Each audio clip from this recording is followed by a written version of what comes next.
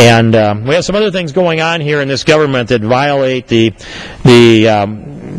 spirit of the statutes that the American people have pushed through here. And one of them is this. It's the advocacy, Mr. Speaker, of this. I've got a memo in my hand. It's dated 13 April of 2011 from the Chief of the Chaplains of the Navy. Chaplains and Religious Program Specialists. It says this, go ahead, you Navy chaplains, and you go ahead and conduct same-sex marriage services on our military bases anywhere where it's not otherwise illegal. That's the summary of it. It says that, let's see, facility usage is determined by local policies, and the Region Legal Service Office, the RLSO, should be consulted to ensure compliance with existing laws and regulations. Absent some existing statute, however, this is a change to previous training that stated same-sex marriages are not authorized on federal property. This memo says they are now authorized on federal property in direct confrontation with the Defense of Marriage Act, DOMA. It was passed by this Congress, signed into law, clearly is the law of the land. And we have, apparently, a directive from the Commander-in-Chief of the United States military, Barack Obama, surely has to be the one that has ordered the Navy, you shall have, send out a memo here to direct the chaplains to conduct same-sex marriage on the bases unless there's some other law that gets in the way. I think that this kind of activity is an affront to the legislative authority that exists by the Constitution within the legislature. This is not an executive decision. This is a decision of the legislature. We passed the Defense of Marriage Act. I testified to defend the Defense of Marriage Act over in the United States Senate a month or so ago. And if the Senate were able to pass a repeal of the Defense of Marriage Act, it still has to come to the House, where I'm confident it would not pass. And I don't think it'll pass the Senate either. But in any case, we have a defiance of federal policy set by the Congress, signed by the President of the United States, from the Office of the Chief of the Navy Chaplains, dated 13 April 2011, that says, don't be biased by sexual orientation when you're conducting weddings. Go ahead and marry same-sex people on these military bases anywhere where it doesn't otherwise violate a law. That tells me that that goes worldwide, bases everywhere. I suppose it's probably not happening on a base in Kuwait. They might frown on such a thing, but I don't know. And it's hard to get the facts on this. But it's hard for me also to imagine a Navy chaplain marrying a couple of Marines let's say a same-sex couple of Marines, whichever sex it might be.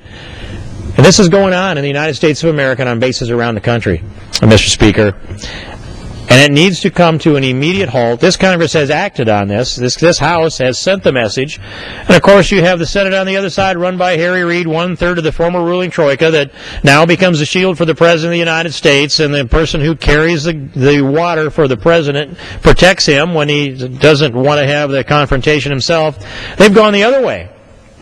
Now they've stricken the language out of the code. If the Senate language passes the House, they've stricken the language that prohibits bestiality in the military in their overzealous effort to try to advance same-sex marriage among our military and use it as a social experiment. The military's job is to protect our freedom and our liberty.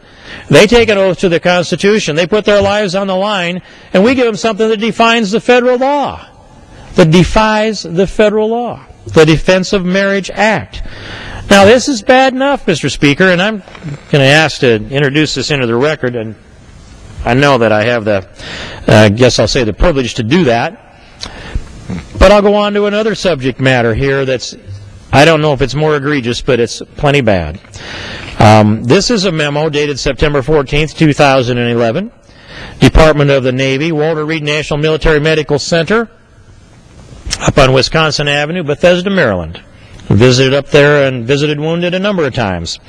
And this memo is from the commander of Walter Reed National Military Medical Center. Subject, Wounded, Ill, and Injured Partners in Care Guidelines. Policy memo number 10-015, and there's a bunch of other stamped numbers here that do reference off of the website. And it gives some directive about the purpose, applicability, official, wounded, ill, and injured partners visits, how they should be conducted, etc. And policy according to patient and family-centered care. Mr. Speaker, children in good health, the age of 18, are encouraged to participate. It goes on. Here's how the family should conduct themselves in visiting the wounded. Here's the intensive care units, how we would do that. Here are exceptions, visits before or after the established hours, how that might work. And then visitation for certain kind of patients, etc. Those visiting the WII in an official capacity will make their request 5 days in advance, get in the goal line. A number of these provisions, as I read through here, the family, the leadership, members of the executive. This memo directs towards the executive, the legislative, and the judiciary branches of government, members of the executive, legislative, to include professional staff members, judiciary, active duty, general flag, and senior executive service personnel, is telling all of us, members of Congress, the President and all of his people, the judiciary, the judges, the judiciary branch, and all of their staff, or at least the legislative staff, what we can and can't do when we visit the wounded at Walter Reed, including active duty, general flag, and senior executive services, celebrities, sports personnel, etc., members of the press, all these people that are listed. Here's what you can and can't do. Now, I'll get to my point here on the last page, Mr. Speaker. Partners in Care Guidelines. That's all of us bound by this memo, supposedly. All family visits must be scheduled 5 days in advance, as I said. Group size can't be over 5. All partners under the age of 18 must be accompanied by an adult. Okay, fine. I'm good enough with that. Can't take pictures unless the patient agrees. Fine with that. Due to dietary restrictions and infectious disease protocols, the distribution of home-produced baked goods to the patients, families, and staff members is prohibited. You can't bring cookies to the patients. Boy, that's tough. But I wouldn't be standing here if that was the worst thing, Mr. Speaker.